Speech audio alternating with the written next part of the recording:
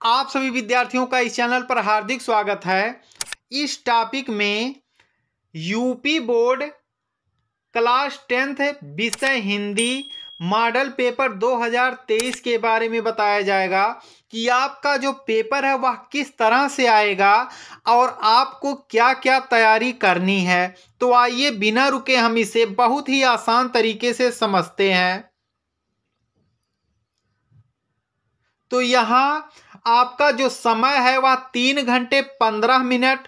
पूर्णांक आपका 70 नंबर, यानी जो पहले 70 नंबर का होता था वही है।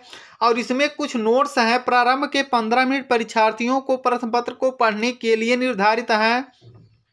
निर्देश आप ध्यान से समझ जाइए। यह प्रश्न पत्र 2 खंडों आ और बा में विभाजित है।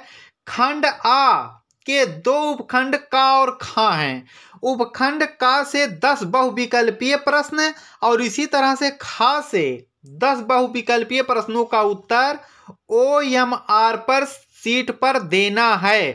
प्रत्येक 1 अंक का है, यानी जो आपका 70 नंबर होगा उसमें से आपके 20 नंबर बहुविकल्पीय होंगे, जबकि आपके खंड बा में 50 अंक वर्णात्मक होंगे। प्रत्येक प्रश्न के लिए निर्धारित अंक उसके सामने अंकित रहेंगे। तो इस टॉपिक में हम 35 इंपॉर्टेंट क्वेश्चन जो ऑब्जेक्टिव के हैं हिंदी के, वही आइए देखते हैं। इसमें से अधिकतर क्वेश्चन आप एग्जाम में पाएंगे। तो आइए हम इंपॉर्टेंट ऑब्जेक्टिव क्वेश्चन को शुरू करते हैं। आपका जो पहला प्रश्न है यहां देख लीजिए, छायावाद के कवि हैं। वेरी इंपॉर्टेंट क्वेश्चन है सब।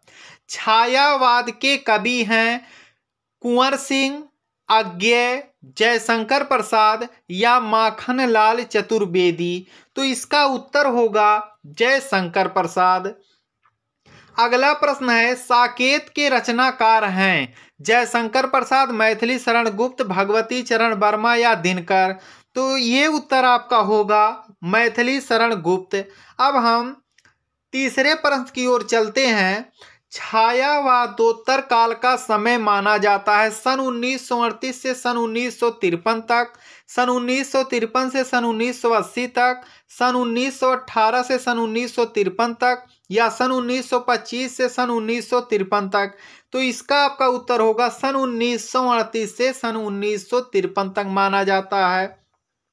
अगला प्रश्न है, संसद से सड़क तक रचना है। संसद से सड़क तक रचना मुक्तिबोध, धूमिल का, नागार्जुन का या अज्ञेय का। तो यह आपका है धूमिल का। और धूमिल का जो पूरा नाम आपका है वह है सुदामा पांडे धूमिल, इनका ये पूरा नाम है। अब हम अगले प्रश्न की ओर चलते हैं। छायावादी काव्य की बृहत्तरी में नहीं है महादेवी वर्मा, जयशंकर प्रसाद, सूर्यकांत त्रिपाठी, निराला या सुमित्रा नंदन पंत। तो इसका उत्तर होगा महादेवी वर्मा। किस कवि को राष्ट्र कवि का सम्मान प्राप्त हुआ है। अगला जो इंपॉर्टेंट आपका क्वेश्चन है, किस कवि को राष्ट्र कवि का सम्मान प्राप्त हुआ। भारतेंदु हरिश्चंद्र, मैथिली शरण गुप्त, सूर्यकांत त्रिपाठी, निराला या दिनकर। तो इसका उत्तर होगा आपका मैथिली शरण गुप्त। 7वां आपका प्रश्न है, दीप शिखा का रचयिता कौन है। जयशंकर प्रसाद, माखनलाल चतुर्वेदी, महादेवी वर्मा या मैथिली शरण गुप्त। तो इसका उत्तर होगा 7वें प्रश्न का आपका महादेवी वर्मा। अगला प्रश्न है, वीरगाथा काल के कवि हैं भूषण चंद्र बरदाई, सुभद्रा कुमारी चौहान या महादेवी वर्मा। तो इसका उत्तर होगा आपका 8वें प्रश्न का भूषण। अब हम 9वें प्रश्न की ओर चलते हैं। निम्नलिखित में कौन रचना भक्ति काल में लिखी गई है। उद्धव शतक, सूरसागर, कामायनी या साकेत। तो इसका उत्तर होगा सूरसागर, जो कि सूरदास द्वारा रचित है। आपका अगला जो प्रश्न है यानी कि 10वां प्रश्न, बीसल देव रासो रचना है। इंपॉर्टेंट क्वेश्चन है, बीसल देव रासो रचना है। जो कि आदिकाल की रचना है। नरपति नाल की, सूर्यकांत त्रिपाठी निराला की, दलपति विजय की या जगनिक की। तो इसका उत्तर होगा नरपति नाल। अगला है, निम्नलिखित में कौन ज्ञानाश्रयी शाखा का कवि नहीं है? तुलसी, दादू, नानक या कबीर। तो इसका उत्तर होगा आपका 11वें प्रश्न का तुलसी।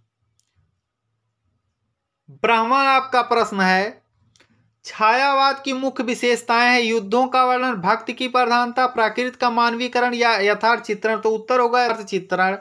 अगला प्रश्न है, प्रिय प्रवास के रचनाकार हैं? मैथिली शरण गुप्त, भारतेंदु हरिश्चंद्र, अयोध्या सिंह उपाध्याय या कबीर।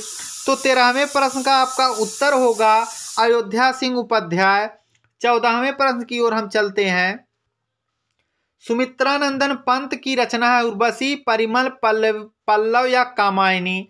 तो सुमित्रानंदन पंत की इसमें रचना है पल्लव। अब हम अगले प्रश्न की ओर चलते हैं।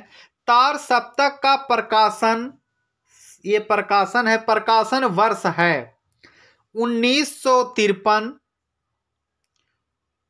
1935, 1943 या 1919।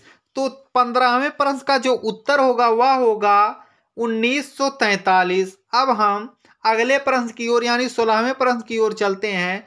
रीतिकाल से संबंधित रचना है, रीतिकाल से संबंधित रचना है।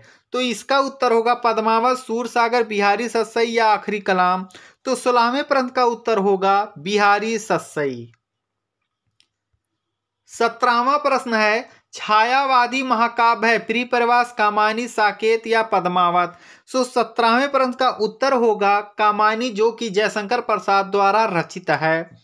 छायावादोत्तर कवि हैं भारतेंदु हरिश्चंद्र, मैथिली शरण गुप्त, रत्नाकर या अज्ञेय। तो इसका उत्तर होगा अज्ञेय। अब हम 19वें प्रश्न की ओर चलते हैं। महादेवी की रचना है गुंजन, गीत का, नीरजा या झरना। तो 19वें प्रश्न का उत्तर होगा नीरजा। अगला प्रश्न है, छायावादी युग के कवि हैं नरेंद्र शर्मा, भवानी प्रसाद सिंह, सूर्यकांत त्रिपाठी निराला या गिरिजा कुमार माथुर। तो 20वें प्रश्न का उत्तर है सूर्यकांत त्रिपाठी निराला। अब 21वें प्रश्न की ओर चलते हैं। कठिन काव्य के प्रेत कहे जाते हैं भूषण, घनानंद, केशव या जयसी। तो 21वें प्रश्न का आपका जो उत्तर है आपका 21वां प्रश्न है, कठिन काव्य के प्रेत कहे जाते हैं। वेरी इंपॉर्टेंट क्वेश्चन है, कठिन काव्य के प्रेत कहे जाते हैं। तो इसका उत्तर होगा केशव।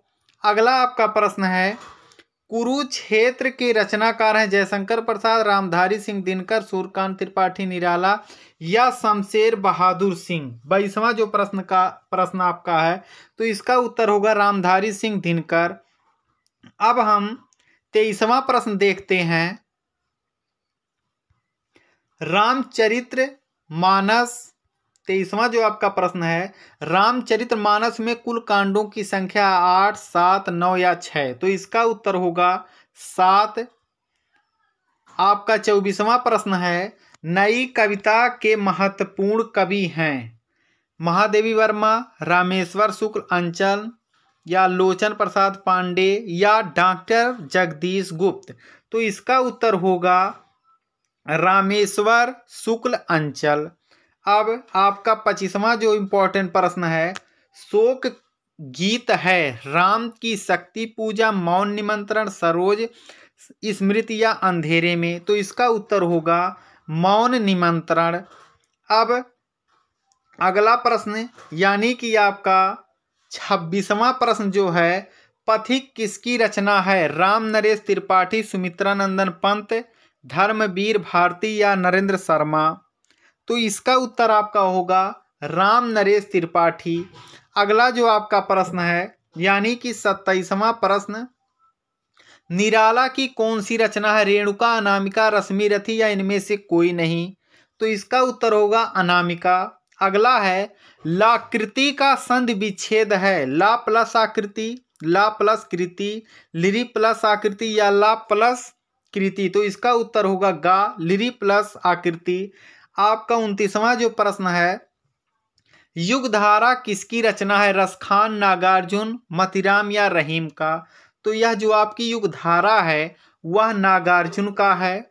अगला जो आपका प्रश्न है, निम्नलिखित पंक्तियों में, वेरी इंपॉर्टेंट क्वेश्चन है ये, निम्नलिखित पंक्तियों में प्रयुक्त अलंकार का नाम लिखिए। मानो हवा के जोर से सोता हुआ बदल जगा।